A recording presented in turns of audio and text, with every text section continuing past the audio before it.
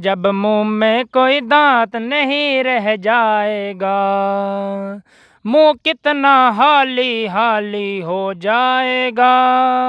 Chicken मसाला खाने को जी ललचाएगा, खा न सकेंगे मुंह में पानी भर आएगा।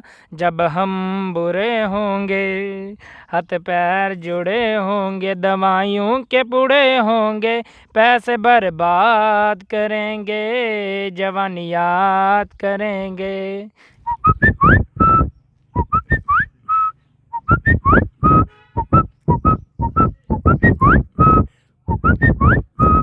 जी हमारे दोस्तों अस्सलाम वालेकुम। उम्मीद करना सारे ठीक ठाक सो खुशबाश अल्लाह ताला ने हिफ्ज़ ईमान सो। दोस्तों जैसा कि सही पता है चैनल जो बनाया सी डिडियाल की प्रमोट करने वास्ते बनाया सी और इतने लोगों की प्रमोट करने वास्ते बनाया सी। जैसा कि तुसें पता ही है कि डिडियाल जो है वो टैलेंट नाल भरिया हुआ है। अज ही सारे नाल भाई एक मौजूद है तो ये काफ़ी शौक वगैरह रखने मुख्तलिफ तो ये भी सारे एक नया टैलेंट है इतना मौजूद है। अज इन्हों पहले पहले तारफ कर रहा तो इन्होंने पूछने ना क्या है। जी मेरा भरा अस्सलाम वालेकुम। पहले सब से पहले ना दसो अपना ना क्या है। जी मेरा नाम इकराम हुसैन है। तो कितना तुम ताल्लुक है? हमारा ताल्लुक रट्टा डिडियाल नाल है। तो तुम क्या अपना टैलेंट तुम अंदर मौजूद है या आज शो कर सो है? जी गाने ने भी है ना ताई पढ़ी सकने हैं। तो तुम आज सुनासो क्या गाना सुनासो? गाना सुना केड़ा गाना सुनासो आज? सही सुनासा बुढ़िया वाला कोई। साढ़े जो दो जड़े ना काफ़ी चाचे ताए जड़े ना इंग्लैंड में होने तो उत्थे अजकल करोना आंटियां ही वो फिर ज़्यादातर घरों च रहने तो ये स्पेशल गाना उन्होंने वास्ते जी सुनाओ।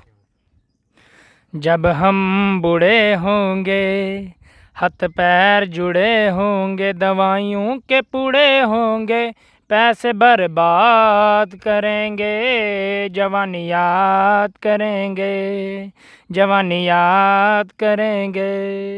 जब मुंह में कोई दांत नहीं रह जाएगा, मुंह कितना हाली हाली हो जाएगा।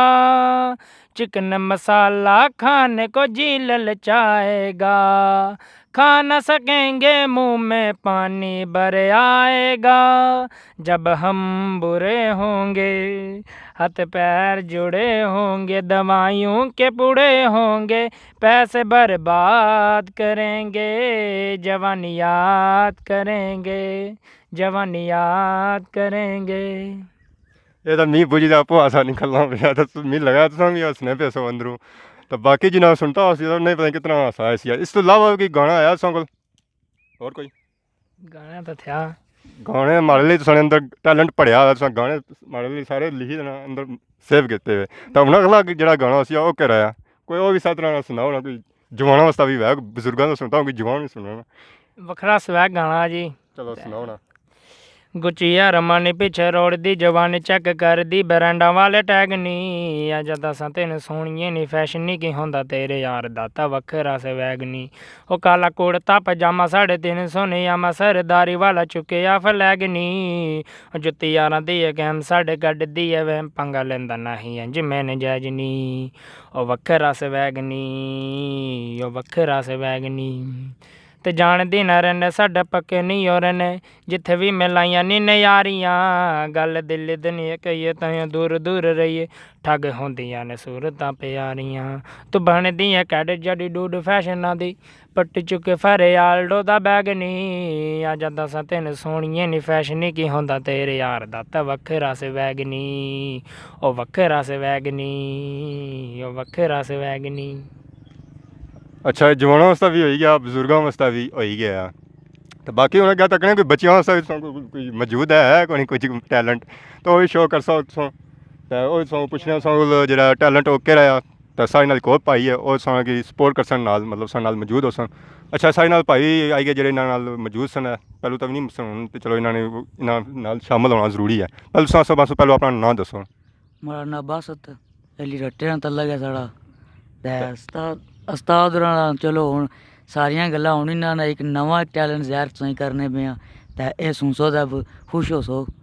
ये उस्ताद है तो शागिर्द हो? हाँ बिल्कुल ऐसा उस्ताद शागिर्द है इन्होंने कुछ सीखा हो सी कोई असां सीखा भी कोनी हाले हुन बंदे ने सिखाने पे अच्छा तुसां जा मतलब नाल टुलने में ना जा बैग शैग है ओ थमने पे बैग जरा असां आया थे हमने कापी शापी जड़ी ना उत्थे ही मतलब सेक्रेटरी हो फिर सेक्रेटरी आ असां सेक्रेटरी आ ते तुसां क्या करी रहे हो वैसे वैसे असां दा नइयां दा कम करने आ ठीक तो हुन ना स्पेशल बच्चियां हो सकियां कि बजुर्ग सवेरा होई गए ते सारे जवान हज़रात होई गए रह गए बच्चे तो तुसां फिर इन्ना की बाणा करियां करियां आवाज़ां निकालियां तो फिर उस लिहाज ने फिर गै चल सने ठीक है चलो जी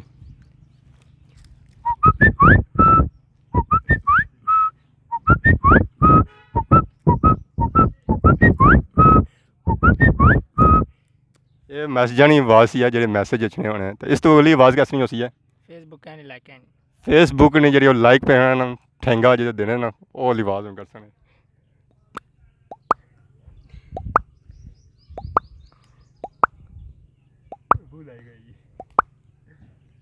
ये कई आवाज़ है कि दिल लियो पे लव वाला तो कई होनी आवाज़ां सारियां तो इस तो अगली आवाज़ करी उसी है इसमें लगा CID नहीं CID वाली आवाज़ निकालो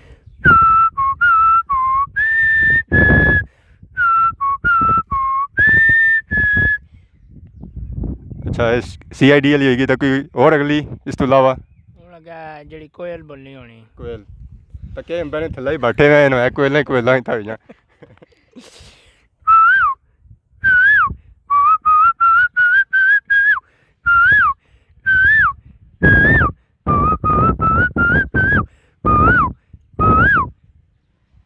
इस अलावा भी आवाज़ां आई और मैं ना सा शेर है तो गिदरा नहीं होई जाता ना जी तो कम नहीं सीधा हो जा क्योंकि वैसे भी अस जंगलों में बैठे हैं और कोई जगह लभी कोनी है